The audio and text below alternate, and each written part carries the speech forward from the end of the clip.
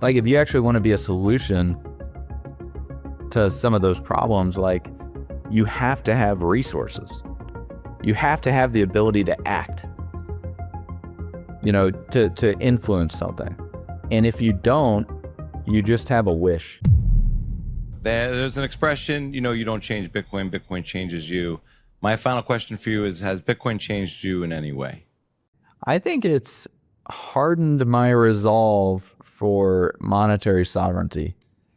It's definitely helped change my time preference. You know, I think it's been interesting growing with Bitcoin, you know, because I look back on my past self and I look at trades I've made with my future self. I mean, like in one case, I could have afforded a much nicer apartment, and I intentionally like just had like very anemic living conditions, even when I could have afforded much more. And the differential in rent was something like 5 Bitcoins a month for 3 years. So, you know, I look at those trades I made with my future self and I'm just like, man, I didn't like living in those living conditions, but I'm really glad that I did. And so, you know, so that, yeah, that the time preference, the discipline, like growing with it, just, you know, as Bitcoin's become much more settled, I think like I've just matured and become much more settled also in how I make decisions and stuff like that. And I think Bitcoin has that positive impact on us because we, you know, I mean, one, hopefully we're naturally doing that as we get older.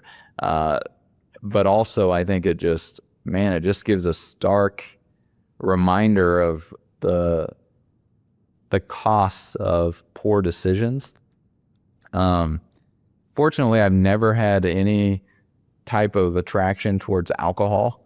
So, you know, I never drank, like never interested in drinking. But I look at some of my friends that did, and then you look at it and it's like, man, they'd like go out on the weekend and they'd spend $100 on alcohol, and like you could have bought like 5 Bitcoins for that Right. $100. And meanwhile, you know, I'm like scraping together every nickel I can and making sure that I'm not having to spend any Bitcoins. Right. Yeah, and now it's it's fun seeing that time preference be rewarded. You know, like I just got an email today. There's a charity that I've helped out, and you know they need to get some final funding done or whatever, and some people had promised to fund, like they've had reversals of fortune or whatever over the last year, and so they're coming and asking me for a little bit more, and at the end of the day, like there was something I had envisioned that I wanted actualized into the world, and this charity helped actualize that into the world. So the thing that was in my mind is now like a real thing that's going to be there for the duration of the exhibit, which will probably be like forever. I mean, there's, you know, they're not going to be able to turn the park place basically into like into a neighborhood or anything. And so the statue I commissioned and had like built from scratch, that's now a permanent part of the exhibit for the duration of the exhibit, like I actualized that into the world.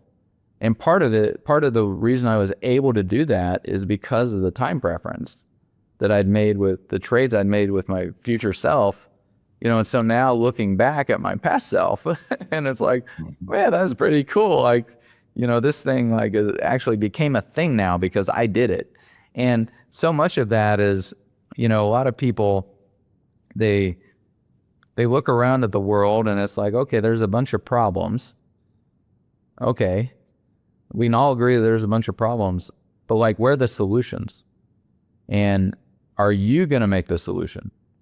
Because if you're not going to make the solution, like who's going to make the solution if you're not going to make the solution? And, you know, a lot of people, they want a certain lifestyle, or they want to be able to enjoy certain things or whatever.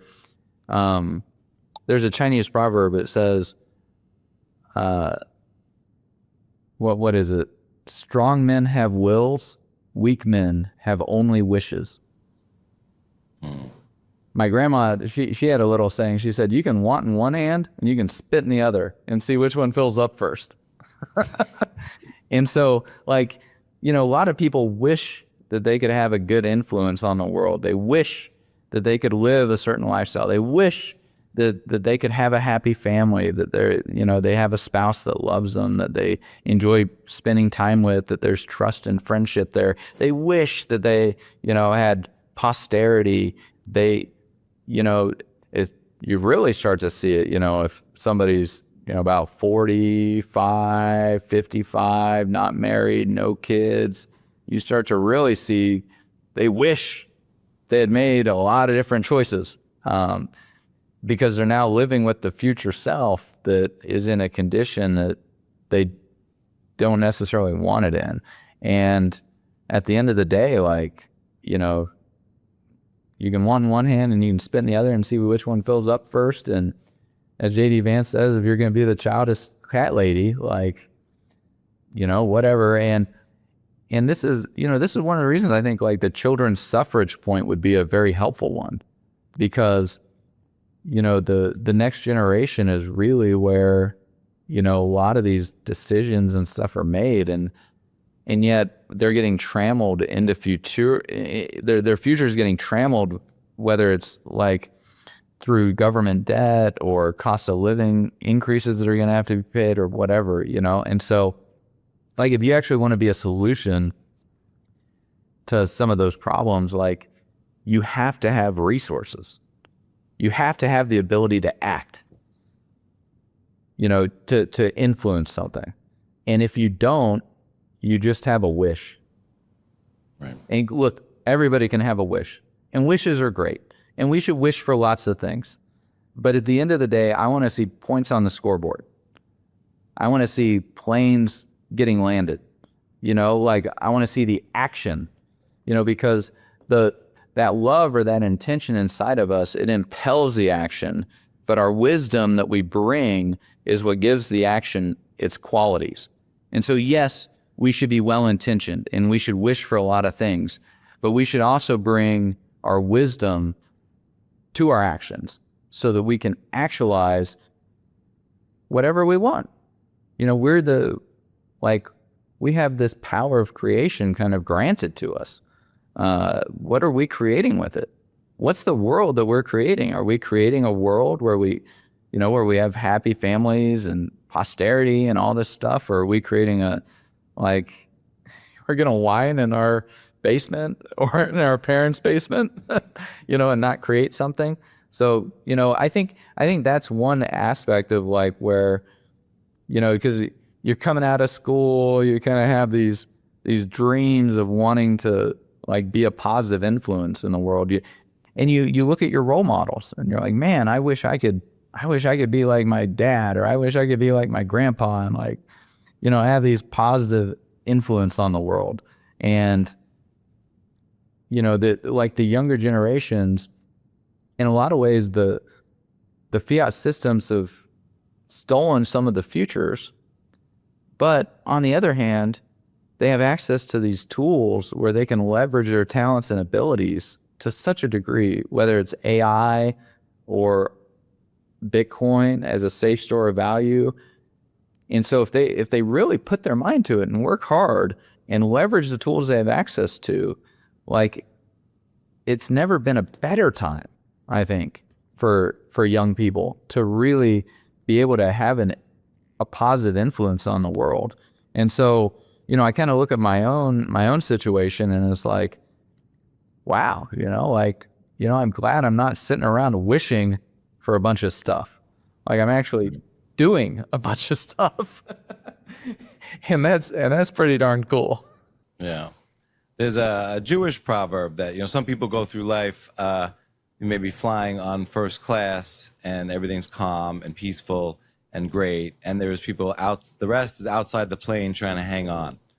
And I think about that in terms of like, outside the plane is sort of life on a fiat standard, and inside the plane is life on a Bitcoin standard. And I don't mean in terms of like you've done well or you've had the capital gains, but that, you know, things are going to work out in the future if you stick at it and stay at it and do the proof of work. because you'll be able to carry your, your value to the future. It's gonna make it there okay if you do. So it gives you that more confidence and calmness, I feel. And I think back to to the wish thing. I mean, I think a lot of people wish they bought Bitcoin when it was the price of a cup of coffee, or a cappuccino, or a vodka and tonic martini, or a nice steak dinner with your wife or husband, and or a nice vacation to Disney World, or when it was the price of an average American car. And they're gonna wish in the future, if they don't do it now, that they would have bought it when it was the price of a condo, or a house, or a brownstone, or McMansion, or a building in New York City. It's just going to continue, and it's kind of like a moving train. You kind of have to jump on board at some point. Yeah, and back when it was the price of a coffee, like there was a lot of uncertainty on whether it would actually materialize into the thing, and we had to take a lot of risk. Not just financial risk. Like we had to take all. You took a lot of reputational risk. I mean, Reputational risk, like legal risk. Financial repression and the laws to prevent financial innovation from happening. There's a whole bunch of risk that's been taken by the people who have trailblazed this new route of monetary sovereignty. Social ossification by friends and family. Oh, like the crazy Bitcoiner, right? Yeah. But now it's a thing. And but it's, I mean, when we're looking at, an entrepreneur, they need land, labor, capital, but they also need time, and they need hope in the future, and so hopefully we've got ourselves a legal regime that we're going to be able to have this hope in the future because of property rights and because of sound money, and Bitcoin does give us that solidity in that potential future. Sure, it might not have the uncertainty that you had at $5 Bitcoin, right? Like there's a bunch of uncertainty on that future and whether you'd actually have a future that you could have this type of an environment. Because think of the alternative timeline: forced vaccinations, digital ID, vaccine passports, social credit scores, and CBDCs, which totally erode all your monetary sovereignty. And that's the, when you're looking at $5 coffee, like the other timeline that has a higher probability is that one. Right?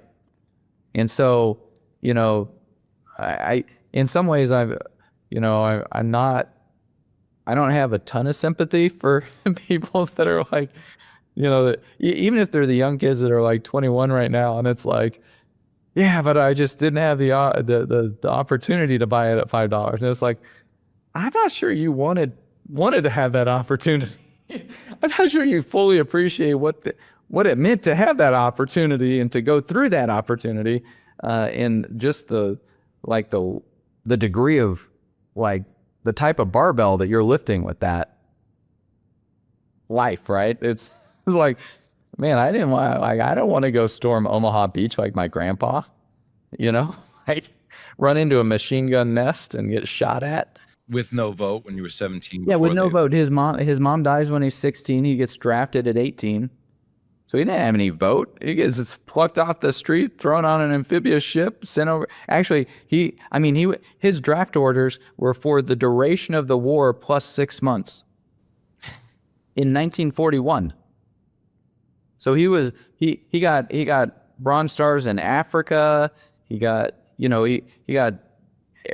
anyways, he was basically in like all the theaters except the Pacific. It's like, I'm not sure I would want to go through that. He was at Battle of the Bulge. Would anybody want to go through Battle of the Bulge? Like, yeah, just, freezing.